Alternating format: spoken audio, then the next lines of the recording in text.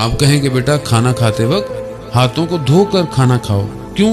रसूल खुदा ने फरमाया है। अब धोना तो जरूरी है, जरासीम हो ना हो, साफ हो, ये तो इंसान करता ही है, लेकिन रसूल ने फरमाया है। और बेटा जब दस्तरखान पर बैठो तो पहले बिस्मिल्लाह पढ़ो, क्यों?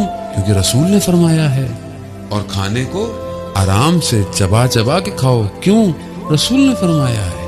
और 1/3 हिस्सा खाने में छोड़ दो पानी के लिए, रसूल ने फरमाया। डॉक्टर की बातें तो हम सबको याद हैं, रसूल की बात याद नहीं। इससे होगा क्या?